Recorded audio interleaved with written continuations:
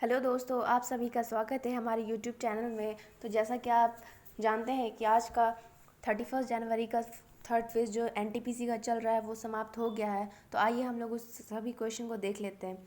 तो ढालो डांस किस फॉर्म से और किस फॉर्म है कौन से स्टेट का? तो हम लोग यहाँ पे देख सकते हैं कि ये गोवा का है। 2021 का कुंभ मेला कहाँ होगा?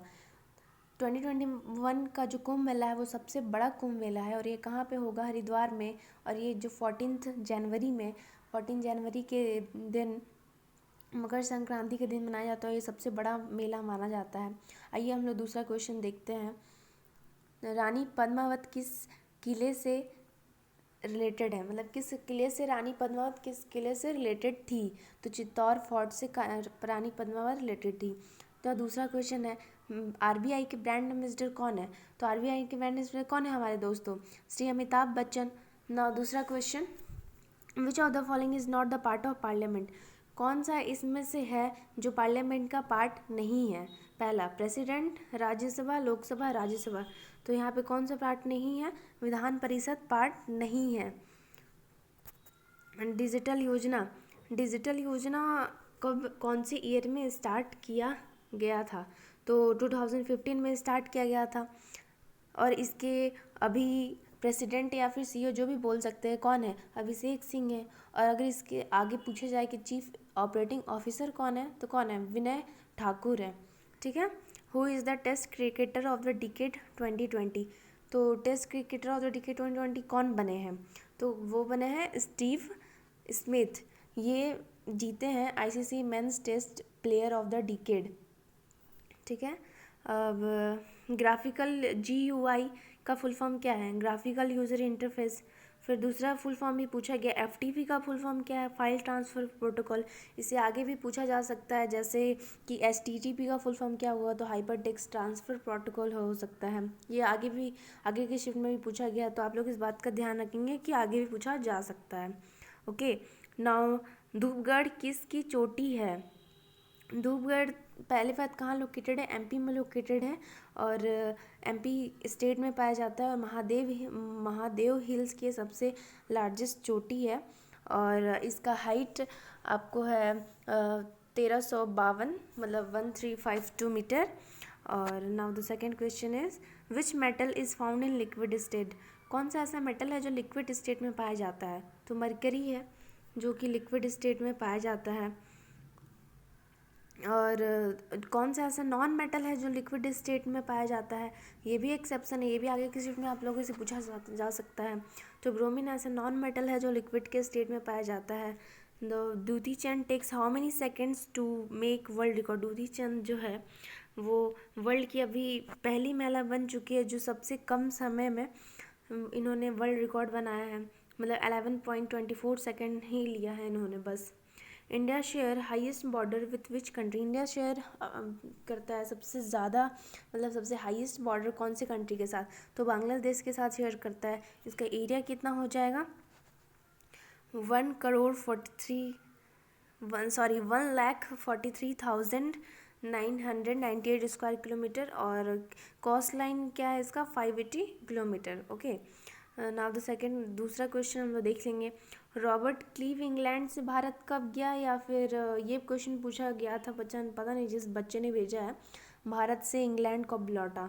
तो इस क्वेश्चन में ये थोड़ा सा कन्फ्यूज़न है क्योंकि ये रॉबर्ट क्लीव 2 बार बने थे गवर्नर।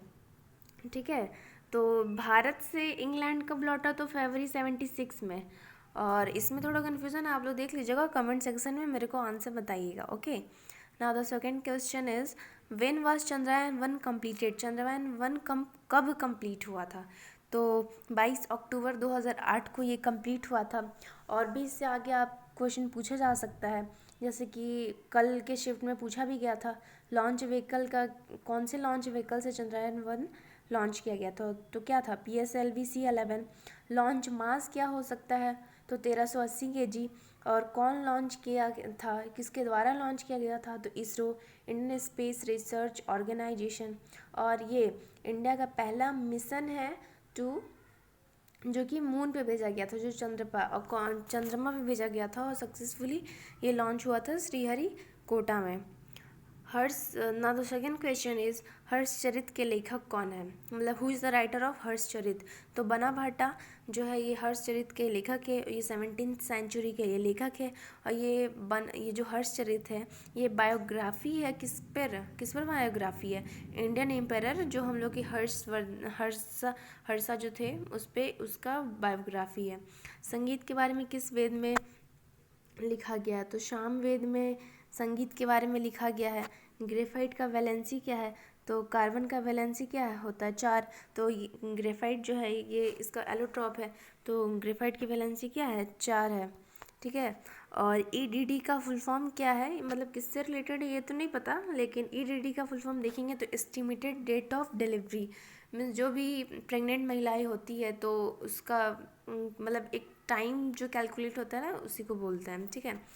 तो नेशनल वाटरवे मतलब नेशनल वाटरवे 3 कौन से स्टेट में है, तो किस में, केरला में है।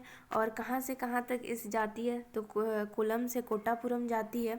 ठीक है। लेंथ ऑफ रेलवे लाइन, इसमें भी थोड़ा कन्फ्यूज़न है, आप लोग जो एग्ज़ाम दिया होगा उन लोगों को पता होगा, तो जो भी एग्जैक्ट फिगर है आप लोग कमेंट सेक्शन में बताइएगा। और वर्किंग प्रिंसिपल ऑफ रॉकेट का वर्किंग प्रिंसिपल क्या है, ऐसे तो इसका 2 बेसिक प्रिंसिपल है। पहला है Newton third law of motion और दूसरा है law of conservation of momentum. ठीक है। तो जो क्वेश्चन में जो आप लोग को दिया होगा ऑप्शन में उसके अकॉर्डिंग आप लोग को लगा के आना था। तो कैबिनेट मंत्री परिषद में लोकसभा के कुल सदस्यों का कितना प्रतिशत होगा, मतलब कि जो कैबिनेट मिनिस्टर है, जो टोटल जो मेंबर है उसमें लोकसभा का कितना परसेंटेज हो सकता है, तो 15% जो है हो सकता है, 15% से ज़्यादा नहीं होना चाहिए। उच्चतम न्यायालय जब नहीं था तब इसका कार्य कहाँ कहाँ से किया जाता था, तो जब नहीं था तो इसका भी क्वेश्चन आप लोग कमेंट सेक्शन में बताइएगा कि क्या एग्जैक्ट है। ठीक है। रैम कौन सा डिवाइस है, तो इनपुट तो नहीं होगा, आउटपुट भी नहीं है, तो ये क्या है, इंटरनल स्टोरेज मेमोरी है। कौन सा स्टेटमेंट, देखिए एक फिजिक्स से क्वेश्चन यहाँ पे पूछा गया है, कोरोलिस फोर्स क्या है, मतलब क्या स्टेटमेंट रिलेटेड है, तो जो एग्ज़ाम दिए हैं उन लोगों को पता होगा। अब एक बायोलॉजी से यहाँ पे क्वेश्चन आप लोगों को देखने को मिला है, क्रॉप प्लांट्स में माइक्रो न्यूट्रिएंट्स क्या होता है, तो मैग्नीशियम, आयरन, ये पोटेशियम, फॉस्फोरस, तो क्या होता है, आयरन पाया जाता है। ठीक है। तो from where plant get energy, तो प्लांट को एनर्जी कहाँ से मिलता है, तो कहाँ से मिलता है, सनलाइट से मिलता है। तो ये तो रहे आपकी जीके जीएस के क्वेश्चन, और मैथ्स के भी क्वेश्चन जो क्या क्या सब टॉपिक्स से आए हैं ये मैं बता दे रही हूँ। ट्रिगोनमेट्री से आप लोग को 2 क्वेश्चन देखने को मिले, ज्योमेट्री से 4 क्वेश्चन, 2 सर्कल से रिलेटेड था एक, और 2 रेक्टेंगल से। मेंसुरेशन से कितने, 1 से 2 क्वेश्चन देखने को मिले। वॉल्यूम ऑफ स्फीयर से एलसीएम और एचसीएफ से 2 क्वेश्चन थे।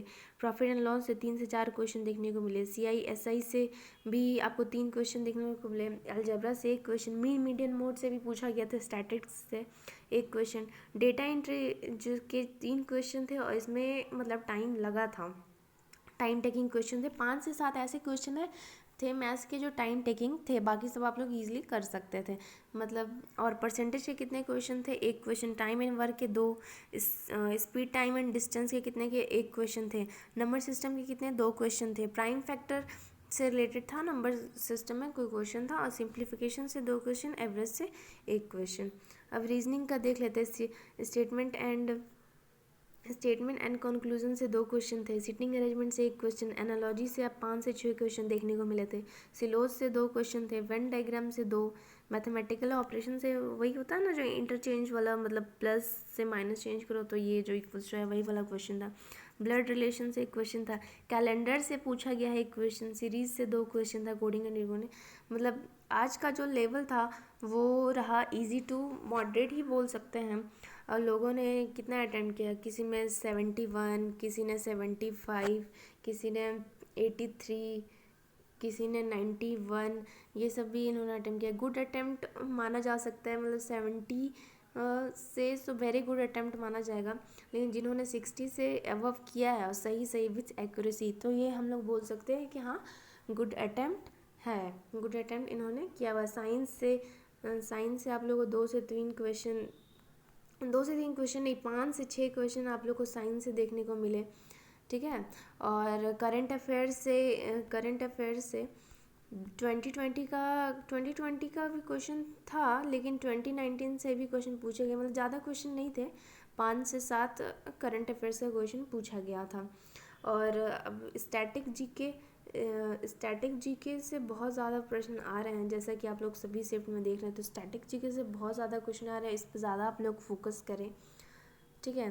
तो अगर आपको हमारा हमारा वीडियो पसंद आया तो please like share and subscribe. बहुत अच्छे से पढ़िए, आप लोग तैयारी कीजिए, और जो जो पॉइंट जो जो टॉपिक लग रहे हैं कि हाँ उस पर आप लोग प्रैक्टिस कीजिए। तो धन्यवाद एंड बाय बाय।